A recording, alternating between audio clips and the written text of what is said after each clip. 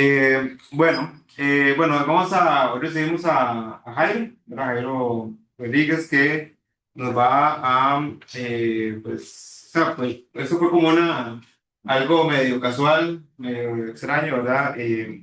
Lo contacté por LinkedIn, o sea, él publicó algo en LinkedIn de una charla que había hecho sobre deporte. Yo llegué, mira qué chido, vamos a tratar de contactarnos, contactamos ¿verdad? Por medio de la red social y al final, pues logramos hacer esta charla que pues es bastante interesante. Entonces, obviamente Jairo estudió en la parte, bueno, estudió aquí en estadística en la UCR, actualmente haciendo maestría si me recuerdo, es en Data Analytics en fútbol, ¿verdad? Sí. En Murcia. Y lo más, digamos, importante es que él ha trabajado con varios equipos, Saprissa, Orlando City y Tijuana, ¿verdad? Haciendo estos tipos de modelos en ciencia de datos. Entonces, la idea de esta charla es que nos presente básicamente todos estos modelos que ha trabajado en este tiempo y eventualmente, pues, entender, digamos, sobre todo cómo funcionan estos modelos de ciencia de datos en el deporte. Entonces, Así es. adelante, Jairo. Correcto, correcto. Bueno, muchas gracias. Pero acá lo único que no sé es si realmente la pantalla cómo se comparte. Creo que... No, creo que eso lo hace Mari. Bueno, nada más. Perfecto. Ahí Nada creo más que vos. estamos. Nada más que Mari nos comparta. O sea, Sí, nos diga dígame, si Mari, ¿lo tiene. puedes compartir, por favor? Vieras que no tienen que hacerlo Estoy ustedes yo. desde Sí, ahí. Sí, bueno. desde Zoom igual. Ok. Compartir, ¿qué es? Yo te digo cuando lo vean. ¿Ahí se ve? Está empezando con... Sí, ya lo vemos nada más en modo presentación y listo. Ahí está el porno. Todavía no. Ahí está perfecto. Gracias. Sí, sí, bueno. Ahí está. Y te lo van a Una leer. selección ahí, ¿no? Sí, te lo van a leer. Desde aquí. Sí. Es que es como que se le seleccionó algo, pero no Sí, sé. otra vez. Ahí, creo que ya. Bueno, no sé si le tocas hacia adelante y te tomas. No, creo como ahí, como una selección es. Sí, sí. Si no, no podemos cerrar. Dale, dale. Tal vez. Arriba. Arriba hay una X por aquello.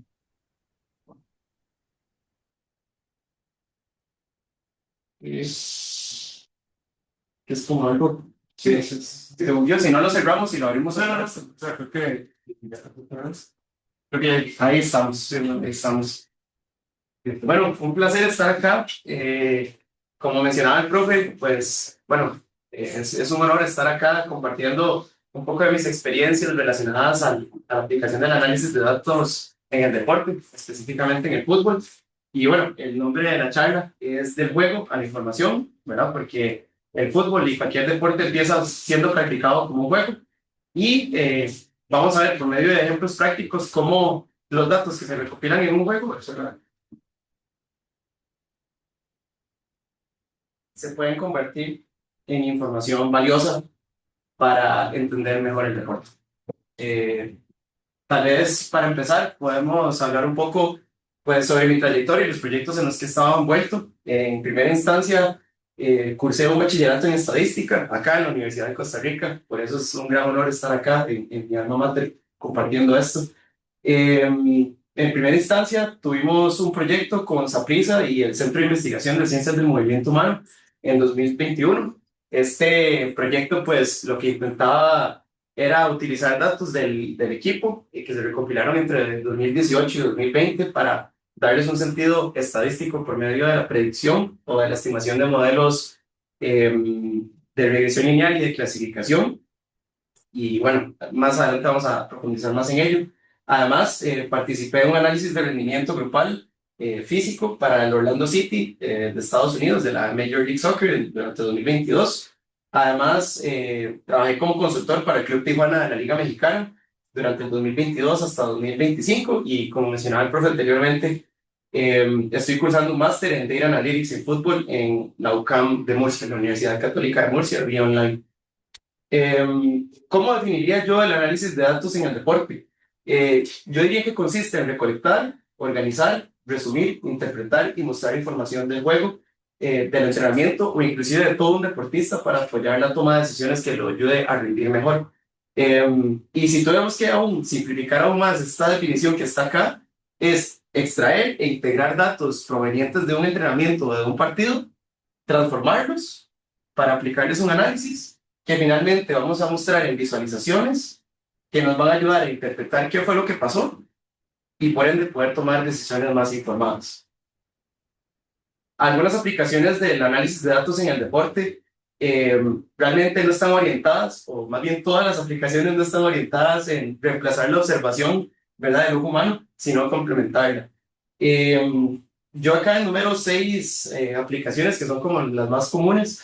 La primera sería el rendimiento individual. Entonces, supongamos que yo soy el analista de datos de un equipo y el entrenador me dice, mira, siento que el lateral izquierdo no me está funcionando tanto como en otros partidos. Agarrar los datos y veamos a ver qué encontramos, ¿verdad? O, por ejemplo, puede ser también, ¿verdad?, que un delantero más bien está haciendo las cosas demasiado bien y quiero entender por qué es que está haciéndolo bien y cómo puedo ayudarlo a mantener ese rendimiento a lo largo del tiempo. Luego tenemos el rendimiento colectivo, que básicamente es tomar más bien la data a nivel individual, conjuntarla con todos los demás compañeros y buscar patrones en el juego, buscar fortalezas y debilidades en el equipo y maneras de cómo podemos potenciar el rendimiento del equipo también. Además, podemos enfocarnos en el rival también si tenemos las herramientas, ¿verdad?, necesarias y los datos necesarios para entender patrones de comportamiento del equipo, qué debilidades pueden tener. Si nos vamos a enfrentar a ellos el fin de semana, podemos tomar los datos que tenemos hasta el momento para entender de qué nos tenemos que cuidar, cómo podemos explotar esas debilidades y aumentar las probabilidades de ganar el partido. También por medio de monitoreo de cosas muy interesantes como el descanso, la percepción de esfuerzo de los jugadores por medio del entrenamiento y de los partidos, podemos ayudarlos a prevenir lesiones, ¿verdad? Que al final, pues, los jugadores son activos del equipo, ¿verdad? Y que si están fuera de participación, pues, no tienen ese activo, ¿verdad?, funcionando y, ¿verdad?, tenemos que buscar reemplazos, ¿verdad?, que ya vuelve hasta otro nivel de rendimiento individual para ver quién puede ser un jugador que puede, ¿verdad?, reemplazar al lesionado. También podemos utilizarlo para el scouting y el reclutamiento de los jugadores. Si queremos fichar jugadores, si queremos traer un muchacho que, no sé, por ejemplo, vive en Limón y vemos que es un talento increíble, por medio del análisis de datos y del scouting, podemos llegar a traerlo y encontrar nuevos talentos. Y finalmente, bueno, acá le está tapando un poquillo la pantalla, pero el análisis de datos, ¿verdad?, también se puede aplicar en temas como inteligencia de negocios, marketing y finanzas para potenciar el club desde otra perspectiva pues más tradicional, ¿verdad? Eh, Vamos a ver. Listo. Entonces, ahora, ¿cómo recolectamos estos datos en el deporte? Yo enumeraría estas fuentes de datos. Tenemos el registro manual, que bueno, así fue como se empezó. Literal, personas en béisbol empezaron a apuntar en cuadernos cuadriculados y hasta en cuadernos de hoja blanca todo lo que iba pasando. Y bueno, pues eso se sigue usando hasta el día de hoy, ¿verdad? Cuando no se tienen los recursos necesarios. Además, tenemos pues los videos de los partidos. Tenemos los datos del evento, que eso se entiende como lo que va pasando en el partido, como los goles, las asistencias, los pases que se hacen, cuántos duelos se ganan, cuántos duelos se pierden, etcétera, etcétera. Además tenemos dispositivos GPS, que son de estas marcas, aunque hay otras también. Está Stats Sports, Wimo y Catapult, que básicamente consiste en utilizar unos tops deportivos con un dispositivo GPS en la nuca, que miden un montón de variables relacionadas a los esfuerzos físicos que hacen los jugadores. Además, bueno, como estadísticos estamos capacitados para hacer cuestionarios en los que les preguntamos pues de una manera más subjetiva al jugador cómo se siente, cómo descansó la noche anterior, cómo durmió, cuántas horas durmió. Y eso pues va muy alineado a lo que les mencionaba anteriormente de la prevención de lesiones. Y bueno, hay otras fuentes biométricas como sensores también. Cabe resaltar que bueno, los eventos se van registrando por medio de Computer Vision. Eso es algo bastante nuevo. El método de Computer Vision básicamente consiste en agarrar el video de un partido y justo como utilizan las cámaras en el tráfico, por ejemplo, que van midiendo si una persona puede transitar o no, a cada jugador se le asigna un pin y se van midiendo esas métricas durante el partido. y luego se convierten en datos estructurados. Bueno, entonces ya vimos cómo se recopilan los datos, pero ahora cómo podemos analizarlos. Entonces, traigo una serie de casos prácticos en los que podemos ver cómo yo he aplicado estos análisis que pueden servir como una inspiración, ¿verdad? Para nuevos análisis que se le puedan ocurrir a la gente. Como les mencionaba anteriormente, mi primer approach en estadística aplicada a fútbol fue con el Deportivo Saprissa y el Centro de Investigación del Movimiento Humano.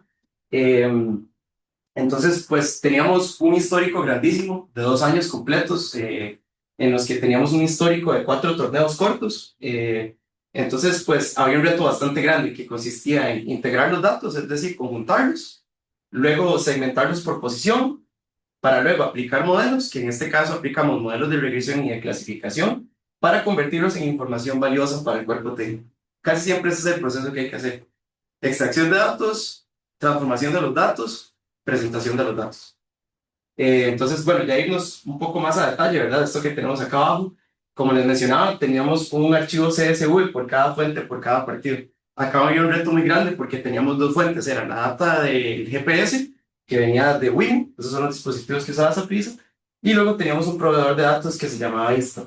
Entonces teníamos, para cada partido que había, un archivo de WIM y otro archivo de Insta, y el reto estaba en unirlos así y luego unir todos los casos, ¿verdad? Para tener una fila, ¿verdad? Que en este caso fueron 1037 casos que corresponden a un jugador en un partido. Por medio de la unión contábamos con 69 variables que eran físicas y del evento. Que, bueno, ya entendimos que son las variables del evento. Y bueno, ¿cómo transformé estos datos, verdad? Y cómo los traté para que fueran útiles. Utilicé el software, en este caso, llamado RStudio, que fue para ser el primer software estadístico que aprendí en la carrera.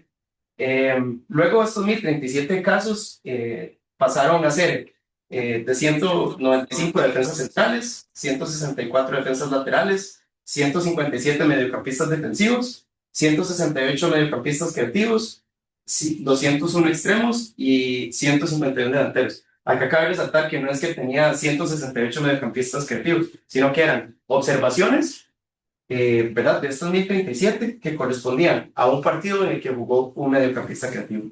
Entonces pasamos de tener un montón de Exceles a tener un dataset consolidado dividido por posición.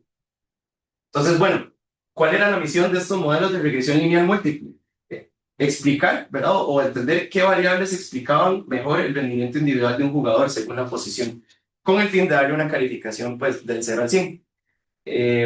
Como variable respuesta teníamos el índice Insta, que básicamente pues es un approach más heurístico para darle una calificación a los jugadores, entonces estaba de 0 a 400. Entonces nosotros hicimos una estandarización de 0 a 400 a 0 a 100, para que fuera más interpretable.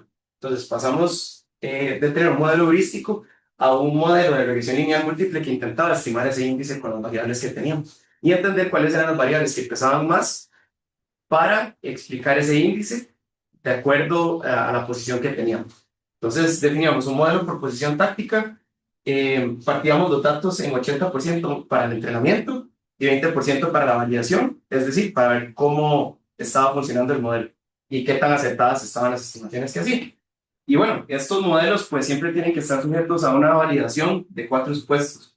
Está la normalidad de los errores, la homocedasticidad, que consiste en que la variancia de los errores sea constante, y tenemos la linealidad, y acá no se ve en este momento, pero es la no multicolinealidad. Básicamente queremos meter variables que no vayan en la misma dirección y que estén altamente relacionadas entre sí linealmente, porque eso suele inflar las estimaciones y nos quita pues capacidad predictiva.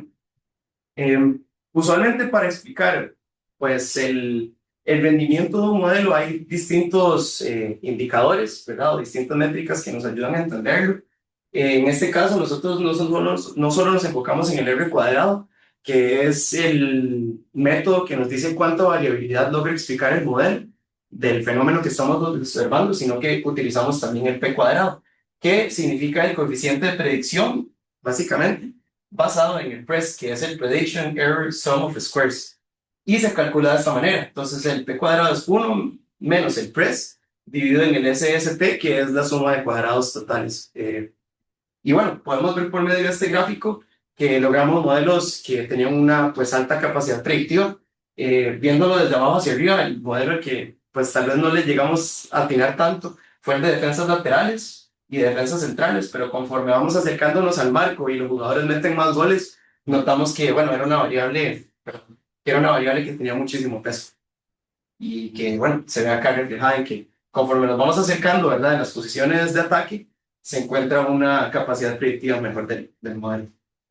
Acá, pues, ¿verdad? Como eran 6 modelos, quería enfocarme en el de los delanteros. Como podemos ver acá, que es el que tiene la mayor capacidad predictiva, encontramos algunos insights principales. Por supuesto, ¿verdad? Que los delanteros, no necesariamente para todos los delanteros este modelo va a aplicar porque está entrenado solo con datos del Deportivo Saprissa, ¿verdad? Entonces está perfilado de acuerdo a los jugadores que tiene el equipo. Y bueno, las cosas que encontramos bastante interesantes es que el modelo premia la producción ofensiva directa, es decir, a influir en el partido con goles, asistencias y tiros a portería, es decir, ser un jugador peligroso. Además, también el modelo premia que haya pases de finalización efectivos y sprints, es decir, pases de finalización efectivos son aquellos pases que pueden terminar en una asistencia si es gol, pero si no terminan en un tiro. Y bueno, también importa muchísimo el contexto. Por ejemplo, variables como recibir tarjetas, caer fuera de juego, perder el balón. Y este muy interesante, que es una variable física, que es el high speed running, quedaron como variables que más bien son negativas, es decir, le restan estimación al modelo y calificación, por ejemplo. Entonces, hay otras dos, como el XG y los regates efectivos, que muestran que no toda acción ofensiva suma de la misma manera si no se traduce en una ventaja real. Entonces, tal vez un delantero puede hacer muchos regates efectivos, pero lo que queremos es que un delantero nos meta goles, porque genera ocasiones de gol. Y bueno, el XG, ¿verdad? Que son los goles esperados, más bien, si tenemos un valor de XG muy alto, significa que nuestro delantero pues está creando muchas ocasiones, pero no necesariamente significa que las está convirtiendo en goles como tal. Entonces, acá, ¿verdad? Como una, pues, ¿verdad? Definición, yo diría que el modelo favorece delanteros productivos en finalización y creación, con capacidad de participar en un juego y realizar esfuerzos explosivos. Penaliza acciones que reducen eficiencia o continuidad ofensiva. Acá pasa algo muy interesante, profe, de hecho quería comentárselo esto, y es que revisando los resultados que hemos tenido en ese momento, hay dos variables que son relativas, ¿verdad? Que es el porcentaje de efectividad de los centros, tiene un coeficiente de 55.668 y eso quiere decir que conforme aumenta el porcentaje de efectividad de los centros, aumenta este coeficiente en la, en la estimación, pero tenemos los centros efectivos como una variable nominal, ¿verdad? Y da casi que el mismo coeficiente, pero negativo. Entonces, se terminan contrarrestando, son muy significativas para el modelo y al final, pues terminan sumando ahí unos 400, un punto 4, digamos, de calificación por cada aumento en los centros efectivos. Entonces, bueno, esta sería una primera aplicación del análisis de datos fútbol.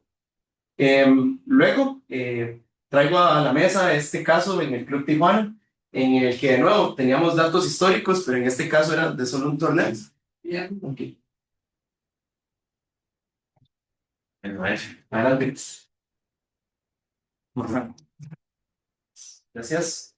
Entonces, en este caso, no teníamos 4 torneos, sino que más bien teníamos un torneo que es la Liga Mexicana en la Apertura de 2023. Y de nuevo, teníamos un archivo CSV por cada fuente, por cada partido. En este caso, si ven, no tenemos Instat, sino que tenemos Wildcard. Entonces, la fuente de datos cambió, pero en esencia es lo mismo. Luego, teniendo todos estos datos reunidos en bases de datos, pasábamos a hacer una unión y una limpieza de archivos, pero en lugar de hacerla en RStudio, la hice en Python. En este caso, la muestra era más grande, o la población, ¿verdad? Porque estamos usando todos los datos, que era de 3.911 casos, jugador por partido.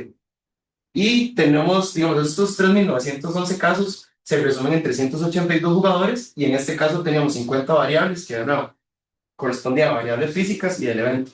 Entonces, de nuevo, para este caso interesaba modelar de tal manera que importara la posición, no estábamos jugando a todos los jugadores en el mix.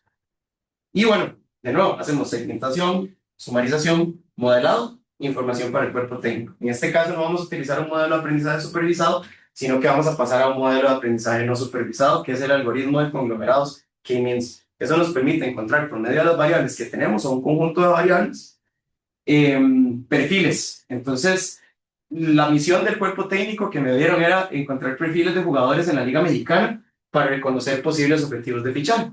Entonces, acá podemos ver una representación 2D de un ejemplo por medio de, ¿verdad?, del algoritmo, cómo se ajusta.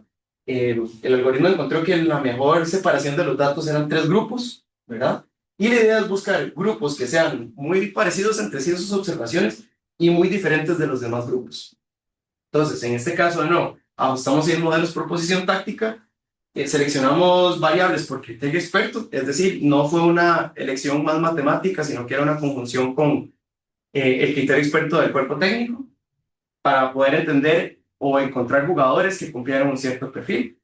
Además, solo tomamos en cuenta aquellos jugadores que hayan completado más de 8 partidos en la temporada. ¿Por qué? Porque los registros que teníamos eran de 17 jornadas. Entonces queríamos que por lo menos hayan participado en 8 de 17 partidos o más. Y bueno, ¿cómo se valida este modelo? Hay 3 métodos que son el método NI, el método Elbow y el método Silhouette. Ya vamos a entrar un poquito más a detalle con ello. Y bueno, aquí menciono un poco, pues, una definición, ¿verdad?, de lo que es este modelo. Es un modelo de aprendizaje automático no supervisado para agrupar datos en K grupos definidos basándose en la similitud de sus características. Y básicamente funciona dividiendo un conjunto de datos en K clusters o K grupos, donde cada sujeto, perdón, pertenece al grupo cuyo centroide o un conjunto, como un vector de promedios, por decirlo así, está más cerca, que es lo que estamos viendo acá. Entonces, pasando ya a un resultado aplicado, me enfoco en el modelo que ajustamos para los extremos. Acá tenemos 2 gráficos que básicamente nos ayudan a escoger cuál es la cantidad de grupos que hay. Entonces, este primero se llama el método del code, del método Elbow, y lo que buscamos es en el momento en el que el número de clusters hay una caída lo más pronunciada posible, porque lo que mide la inercia es la variancia que hay entre los elementos del grupo. Entonces, hay un momento en el que, ¿verdad?, ya el descenso es más marginal y bueno, se ve que de 2 a 3 es donde más baja. Entonces, por ende, de acuerdo a este método sería el 3. Y además tenemos el método de la silueta que toma en cuenta este efecto, pero también toma en cuenta también la diferencia que hay entre los grupos como tal. Y de nuevo, en este más bien, en lugar de buscar una bajada, buscamos el punto máximo. Y se ve que coinciden en ambos casos, que es 3. Y en este caso, para los extremos, tomamos en cuenta 3 variables, que son las aceleraciones, ¿verdad?, que son los arranques o los cambios de velocidad. Esto venía de los dispositivos de GPS. Y además tomamos en cuenta asistencias de tiro, que son los pases que terminan en una ocasión de gol, y el porcentaje de dribles exitosos que tuvo el jugador durante la temporada, es decir, el porcentaje de intentos de sobrepasar al rival exitosamente. Entonces, el cuerpo técnico quería buscar jugadores con un balance de cambios de ritmo, con alta eficacia para evadir rivales y que generen muchas ocasiones de gol para los delanteros y aumentar el volumen ofensivo. Por acá, además, añado una correlación porque cuando uno ajusta un tipo de estos modelos, busca que las variables no estén asociadas linealmente, porque suelen, pues, ¿verdad?, no dar estimaciones tan acertadas. Entonces, como podemos ver acá, no hay una asociación lineal fuerte realmente entre las variables, ¿verdad? Y algo muy interesante acá es que para relativizarlas, pasamos las aceleraciones y la cantidad de asistencias de tiro por partido, para que pongamos a todos al mismo nivel, porque probablemente si un jugador tuvo 18 partidos y el otro tuvo 10, ¿verdad?, tuvo más ocasiones para poder aumentar estos valores. Entonces, si lo dividimos por la cantidad de partidos que tuvo, podemos hacer un índice que, ¿verdad?, está más normalizado. Pasando a la estructura, el número óptimo, como habíamos visto acá, era de 3 grupos, y como tenemos 3 variables, podemos representar esto en 3D. Voy a pasarme para acá un momentito. En este caso podemos ver que el grupo verde son los jugadores con el mayor rendimiento, el top performance, y destacan porque tienen un desborde en velocidad, alta efectividad en el regate y máxima generación de peligro. A ojos de un cuerpo técnico, estos serían los jugadores, pues, que sean más útiles, pero al mismo tiempo pueden ser los jugadores que sean más caros, ¿verdad? Luego tenemos este otro grupo que está por acá, que tal vez es muy bueno en las aceleraciones por partido y también los dribbles exitosos, pero en las distancias de tiro tal vez no está tan alto. Entonces lo definimos como extremos de control o apoyo, cuya alta calidad técnica y la efectividad en el regate está presente. Sin embargo, tiene un juego menos vertical y de menos velocidad. Y finalmente tenemos el extremo de ruptura o revulsivo, que son los jugadores potentes, que rompen líneas en conducción, es decir, que aceleran, pero con severas deficiencias en la toma de decisiones finales y en el uno contra uno, que son pues las variables de dribbles exitosos y asistencias de tiro. Este otro gráfico pues nos permite ver un traslape, ¿verdad? De lo mismo, pues como has visto desde arriba, y vemos que hay un grupo, ¿verdad?, que domina las tres variables. Luego tenemos ¿verdad? Se ve prácticamente que reflejado lo que estamos viendo aquí, acá. Entonces tenemos tres grupos, perdón, uno muy bueno en las tres aristas, uno que es muy bueno en dos, y uno que es muy bueno en una, pero en las otras dos es muy deficiente. Luego, a partir de ello, podemos sacar jugadores destacados para nuestro tiempo. Aquí pues tenemos un resumen de ¿verdad?, de los datos que utilizamos. Entonces podemos ver la distancia con respecto al promedio generado. Además podemos ver los valores pues ya nominales. Y los tres jugadores que destacaron de acuerdo a las variables que teníamos son tres. Tenemos a Diego Lainez, que fue el jugador que tuvo más asistencias. Promedió 1.6 pases clave por partido, que se puede redondear a 2, ¿verdad? Y además fue el segundo jugador más vertical de la población, con 61 aceleraciones por partido. Si lo relativizamos en 90 minutos que dura un partido, pues está haciendo un esfuerzo casi que un minuto y medio aproximadamente. Además tenemos a Emerson Rodríguez, que es el mejor regateador, y prácticamente se podría intentar que de 100 regates que intentó, 83 tuvieron éxito. Eso es altísimo, ¿verdad? Y además tiene 59 aceleraciones por partido. Finalmente tenemos a Edgar Bárcenas, que fue el jugador más veloz y agresivo, porque fue el que generó más aceleraciones por partido, pero su nivel de éxito de regate no es tan alto. Es alto porque acierta más de la mitad, pero no es tan alto como los otros dos valores, la quedan 62.5.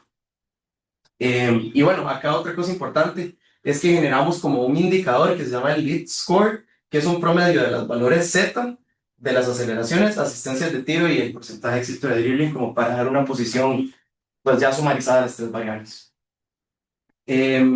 Ahora otro caso sobre visualización, más que de modelos, sería otro proyecto que generé con el Club Tijuana, en el que más bien teníamos los mismos datos históricos, el mismo dataset, ¿verdad? Hasta acá todo es lo mismo, y la segmentación también es la misma, pero en lugar de hacer un modelo, hacíamos una visualización de Power BI con el fin de generar información pues más digerible y más visual para el cuerpo técnico. En este caso, pues utilizamos también técnicas estadísticas para darle más fundamento a los datos y no quedarnos solo como en el dato crudo, sino también relativizarlo para poder darle a los jugadores un cierto ranking.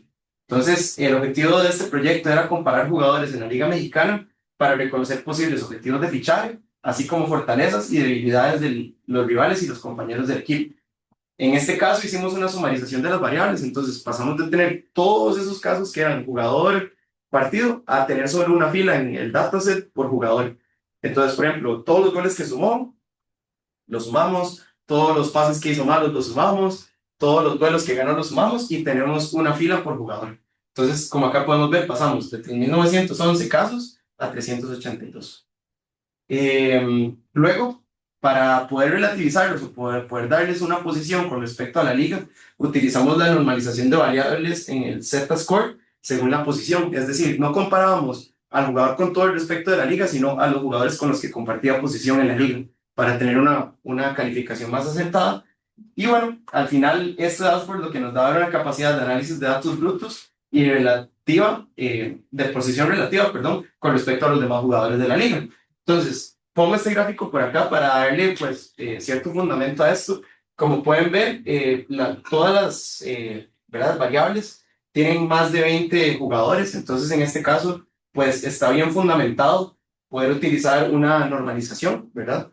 Se dice para efectos prácticos que una población se puede modelar como una distribución normal siempre y cuando tenga más de 30 elementos, vagamente, más o menos. En efectos prácticos utilizamos esto y entonces ese valor Z se toma de la siguiente manera. Tenemos el valor bruto, ¿verdad? Entonces si lo hacemos en goles, ¿verdad? Para un delantero, entonces sería 30 goles menos, digamos, el promedio es 20 y dividido entre la desviación estándar, que es una medida de variabilidad que nos dice en promedio cuánto se desvía la observación que tenemos con respecto al promedio. Acá añado dos casos, tenemos este caso y tenemos este caso en el que podemos ver cómo estos valores Z nos permiten comparar dos jugadores. Entonces, en este caso yo tomé dos delanteros que son muy reconocidos en la Liga Mexicana, como son André Guignac y Henry Martín. Podemos ver que en el porcentaje de conversión de tiro, los dos están muy cerca. Además, en la cantidad de toques en el área de penalti, la cantidad de goles, sí se puede ver que Guignac es más, bueno, es mejor que Henry Martín, pero es igual, está relativamente cerca. En la cantidad de aceleraciones se ve que ninguno de los jugadores, pues son jugadores sumamente explosivos, sino que son delanteros más de área. Además, en el tema de dribbling, no son tan buenos. Digamos, ahí se podría explicar que dentro de los delanteros, Guignac sería, digamos, tiene una calificación de 66 sobre 100 y Henry Martin tiene una calificación de 42 entre 100. Y también vemos que no son jugadores que intentan demasiados duelos ofensivos. Entonces, eso, por ejemplo, nos puede ayudar nos puede ayudar, perdón, a comparar dos jugadores de otros equipos para entender cómo se desarrolla en un partido. Y luego este otro caso son dos jugadores, dos defensas centrales del club. En ese caso eran los dos centrales titulares y queríamos ver qué tan diferentes o qué tan similares eran de acuerdo a su juego. Entonces, en este caso escogimos los despejes, que vemos que están muy, muy parecidos y son de los mejores centrales de toda la liga. También en aceleraciones son los defensas que generan más aceleraciones. Además, en intercepciones son buenísimos. En carreras progresivas, que eso quiere decir qué tanto van al ataque, sí se ve que Diego Barbosa tiene un poco más de valentía para ir adelante, pero para ser un central también Kevin Balante es un defensa que va bastante adelante. Luego ambos están muy cerca en temas de la cantidad de barridas que hacen exitosas. Entonces no queremos saber solo cuántas barridas hacen, sino qué tan buenos son haciendo. También los dos ganan muchos duelos defensivos y se puede ver que Diego Barbosa es mejor en el porcentaje de duelos aéreos que gana con respecto a Kevin Balante. Luego el cuarto caso que traigo acá tiene que ver con un análisis de rendimiento más heurístico, es decir, con métodos descriptivos más que prescriptivos, en el que en este caso con el Orlando City teníamos los datos de la temporada 2022, de la primera parte, los primeros 17 partidos, en los que cada CSV que teníamos, de nuevo, cada archivo, correspondía a un partido. Entonces, por medio de Python, de nuevo, teníamos 17 casos en los que se medían 13 variables de rendimiento físico, en los que tomábamos en cuenta solo los jugadores que completaron los 90 minutos o más, y en lugar de hacer una sumarización de los esfuerzos, más bien sacábamos un promedio por jugador, para ver más o menos cómo andaban los jugadores en promedio, ¿verdad? Y entonces estas 13 variables de rendimiento físico aparecen como un promedio en lugar de una suma. Acá podemos, ¿verdad? Explicar, ¿verdad? Como primera instancia, la exploración de los datos. Es muy interesante porque se nota un patrón muy interesante. Para todas o para la mayoría de variables que medimos, se ve estas líneas moradas, son partidos de copa. Son partidos que están fuera de la liga y de los que no se tenían datos, pero sí, sí se sabía que había pasado, ¿verdad? Entonces, acá, en este primer partido, en el que se ve este comportamiento, se ve que hubo un pico en todas las variables de rendimiento. Fue el partido prácticamente que estrella a nivel de rendimiento físico del equipo, en el que hicieron más esfuerzo. Ese fue un partido contra Columbus en Ohio, que queda bastante lejos de Florida, ¿verdad? Luego tuvieron que volver a Florida el equipo a jugar un partido de copa contra el Tampa Bay Rays y luego tuvieron que volver a viajar a Nueva York para poder jugar con el New York Red Bulls. Entonces podemos ver que definitivamente un partido de copa pasó de darnos un rendimiento excepcional, un esfuerzo sobrehumano, luego un partido que ganaron de copa y luego nos lleva a que los viajes y la extenuación nos lleva al peor rendimiento pues físico. Esto pasa también en otros dos casos que fueron de Copa. De hecho, este equipo le dio mucha prioridad de Copa en esta temporada y la ganaron. Ganaron la Copa Nacional de Estados Unidos y se ve también que en el partido contra Philadelphia Union y contra el Inter Miami, los indicadores como las zonas de velocidad y las acciones de aceleración bajaron un poquito con respecto al partido anterior en los tres casos. Además, añado este gráfico porque queríamos saber si la distancia promedio entre cada tiempo que se jugaba pues tenía una relevancia significativa. Se quería saber si había una distancia considerable a nivel estadístico como para tomar las dos variables separadas o si tomar solo la distancia en conjunto de todo el partido. Y bueno, aquí explico, ¿verdad? Un poco, es una prueba de medias con test student porque es una muestra pequeña no tenemos por lo menos los 30 casos que nos ayudarían a fundamentar que se puede utilizar el método Z, ¿verdad? El método normalizado.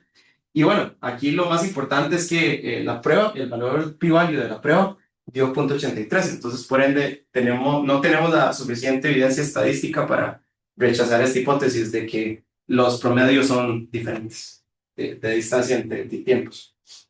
Además, bueno, hablando con el propio Michael, él me sugería hacer este gráfico en el que reducimos la dimensionalidad de las 13 variables en solo dos para poderlo ver, ¿verdad? En un plano de 2D, para ver si realmente el conjunto de esas variables, por medio de una reducción de la dimensionalidad, se notaba algún patrón entre el resultado del partido y el rendimiento de los jugadores en promedio. Y como podemos ver, tanto los empates como los ganes como las pérdidas están en todo el espectro.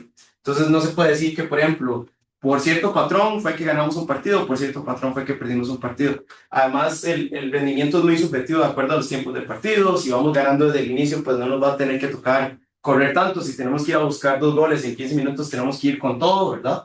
Entonces, pues estas cosas también se tienen que tomar muy en cuenta. Además, tenemos este otro gráfico que muestra, ¿verdad?, qué tan regular son los indicadores. Aquí podemos ver que básicamente entre más verde sea el valor, más alto fue el rendimiento en estas variables. Y aquí se puede explicar también el tema del partido de Columbus y el de Nueva York, que pasamos de tener el mejor partido a nivel de rendimiento físico al peor. Y, ¿verdad? Al parecer esto parece ser un accidente, porque luego el resto de partidos que hubo, del 10 al 13, suelen, digamos, son como los más consistentes en términos de rendimiento. Que luego, ¿verdad? Aquí se metieron en una dinámica, por lo menos de empeoramiento físico, durante los últimos 4 partidos de la temporada. Acá, básicamente es esta misma visualización, pero transpuesta, en el que se muestra también el numerito que se le asignó a cada variable. Entonces, en la metodología del análisis, lo que hicimos fue para cada una de estas variables, en cada partido, les asignamos un puntaje, un ranking de cada partido del 1 al 17, en el que si en ese partido se dio el valor más alto de esa variable, entonces se le da un 17, y de ahí para abajo ordenándolos de mayor a menor, con el fin de luego hacer una suma de todos estos valores y también una media geométrica para generar un índice. Note por la media aritmética porque al final sería pues como un rescalamiento de la suma de jerarquías, y la media geométrica pues ayuda a dos, usted me corregirá, profe, pero ayuda no solo a que sea más robusto entre valores extremos, sino que también castiga un poco más la variabilidad dentro de las observaciones. Y entonces, bueno, con todo este tratamiento generamos una tabla de calificación. Entonces, acá la suma de jerarquías máxima que puede ser es, tenemos 17 partidos y 13 variables. Entonces, si tuviéramos el partido perfecto, sería que en las 13 variables hayamos tenido 17. Entonces, 13 por 17, 221. Ese es el score máximo. Luego de la media geométrica, que esta sería la fórmula, el valor máximo sería 17, ¿verdad? Porque, ¿verdad? 17 más 17, el promedio sería 17. Y como decía anteriormente, castiga los perfiles desbalanceados. Y luego, para generar ya un criterio de clasificación pues más aceptado, generábamos unas categorías que son muy alto, medio y bajo, en el que tomamos en cuenta el centro, ¿verdad? Que en este caso sería el promedio de la variable, más o menos una desviación estándar. Y en este caso sería, digamos, más bien en el medio sería el valor mayor o igual al centro, menos una desviación estándar poblacional, y ya para un valor muy bajo, o bajo más bien, sería el valor por debajo del centro, menos una desviación estándar poblacional. Y bueno, acá, pues lastimosamente esto no nos deja ver, pero estos serían como los límites que conforman cada una de esas categorías que estamos haciendo. Entonces, ¿cómo se interpretaría eso? Digamos, por ejemplo, para la media geométrica, un partido con un rendimiento físico muy alto iría de 10.47 a 17. Un rendimiento medio iría de 3.20, no, perdón, un alto sería de 6.86 a 10.47, medio iría de 3.25 a 6.86, y finalmente el rendimiento bajo iría de 0 a 3.25. Ahora, acá les muestro un poco, ¿verdad?, cómo fue la metodología o los resultados. En primera instancia podemos ver los partidos con mayor demanda física, en los que el heatmap nos permite ver que, bueno, casi todas las variables quedaron en un valor verde. Luego sería la suma de las jerarquías, que sería básicamente la suma de toda esa fila. que nos da 170, 195 y 161, y nos da el criterio, ¿verdad?, que estábamos viendo anteriormente. Entonces, tenía como comparación no solo el método de suma de jerarquía, sino también el de la media geométrica. Entonces, los tres partidos que tuvieron mejor rendimiento físico fueron el partido contra Los Ángeles Galaxy, que fue el cuarto partido, el octavo partido contra Columbus Crew y el onceavo partido contra el Fútbol Club Montreal, de los cuales dos se ganaron y solo uno se perdió. Entonces, ahí se puede ver que más o menos hay una cierta relación, que son muy pocos partidos. Y bueno, pasando más bien a los partidos con menor demanda física, pues sería el mismo, ¿verdad?, de proceso. Y vemos más bien que acá se ganó un partido y se perdieron dos. Entonces, ¿verdad?, tenemos tres y tres casos de los mejores y los peores en los que se ganó y los que se perdió. Y bueno, de nuevo, podemos ver acá que el heatmap está bastante rojo en casi todas las variables. Nos da una suma de jerarquías y un promedio muy bajo, que nos dice que los criterios son o bajo, o en este caso pasó de bajo a medio, por lo menos porque esto castiga un poco más los perfiles desbalanceados. Entonces, pues los insights o conclusiones que yo encuentro, ¿verdad?, en este modelo sería el uso del ranking para comparar las variables de distancia, los ratios, las zonas de velocidad, aceleraciones y desaceleraciones. La suma de jerarquías entregó una lectura directa del volumen global de intensidad, y utilizar la media geométrica nos añadió una capa de control al penalizar partidos físicamente desbalanceados. La influencia de los partidos de Copa en el rendimiento físico fue bastante grande, porque hubo una caída de indicadores en el partido posterior, ¿verdad?, de cada uno de esos partidos de Copa, y ese esfuerzo extra y los viajes extra también generaron también un outcome positivo para el equipo, puesto que quedaron campeones de la Copa. Además, ¿verdad?, como pudimos ver en el slide anterior, el esfuerzo físico no determinó el resultado de un partido, ya que hubo victorias de muy baja intensidad, así como derrotas en las que hubo mucha intensidad física. Y bueno, este dato de Columbus no fue un pico físico integral, o más bien fue un pico físico integral y no un máximo artificial de una sola variable. Es decir, toda la evidencia nos mostraba que ese fue el partido estrella, y bueno, eso es lo más importante. Acá, porque creo que no nos va a dar chance de ver la aplicación, pero bueno, de momento esto es lo que traía por acá, y creo que ejemplifica bastante bien cómo las técnicas estadísticas y de Machine Learning nos pueden ayudar a entender un poco más el fútbol por medio de los datos. Entonces, si hay alguna duda o observación, más que bienvenido. Pero,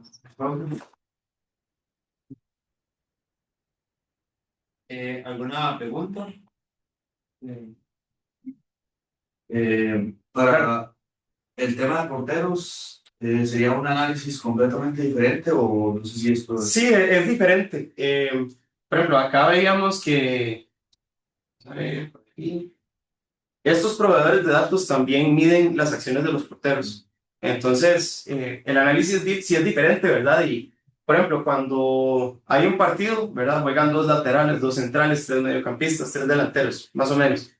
Mientras que cuando hay un partido, ¿verdad?, solo juega un portero, casi siempre. Entonces, como máximo, si por ejemplo jugamos una liga de 38 partidos, vamos a tener 38 datos de porteros. Entonces, es un poquito diferente, pero se miden igual variables, de igual manera. De hecho, los porteros también usan estos dispositivos de GPS, pero ¿verdad?, es un poco más, ¿verdad?, limitado el rango de movimiento de los porteros, y los esfuerzos son distintos también. ¿Ok? Yo tuve una consulta. En el caso de Saprissa, ¿por qué usaste una versión lineal, digamos, y no usaste otro método? Ok, vamos a ver.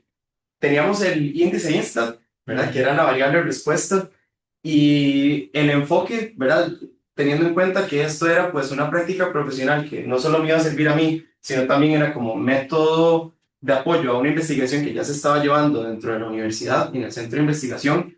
El approach que se escogió fue ese, debido a que se quería ver no realmente, no solo como estimar esa calificación para el jugador, sino entender cuáles eran las variables que teníamos de todo el dataset que pesaban más en ese No, rendimiento. mi pregunta también es por qué no usaste, por ejemplo, árboles, así.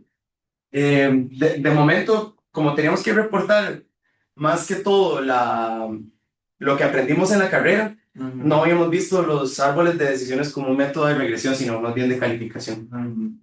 Pero hubiera sido interesante. De hecho, en esa investigación un tema que no abordé ahorita es que las clasificaciones, el método de clasificación que también se armó, comparaba precisamente un modelo estadístico de regresión logística con Random Forest, de hecho. Sí, es que me puedo pensar, digamos, de que, por ejemplo, tú mencionaste en el caso de Tijuana, que usabas vamos a ver, que hicieron selección a mano de las variables, ¿verdad? Eh, pero, bueno, obviamente obviamente, los expertos saben, digamos, que variables van a agarrar, ¿verdad? Obviamente. Pero sería interesantísimo, eventualmente, después, bueno, aplicación, que hubiera usado, por ejemplo, Lazo, Sí, claro. ¿verdad? Para haber seleccionado las variables, porque ciertamente, si tenían, bueno, ¿cuántas variables? ¿Cuántas? 50, ¿no? Sí, 50 y con respecto a Saprissa eran 69. Ah, exacto, eso. Entonces, esas 69, por ejemplo, las tuvieron que haber cortado, o sea, no sé si las cortadas a mano, o ellos las cortaron, o no sé. No, se probó también métodos como el ICE, Ah, ok. por ejemplo, sí, con una selección de variables ahí de acuerdo a lo que iba encontrando el modelo.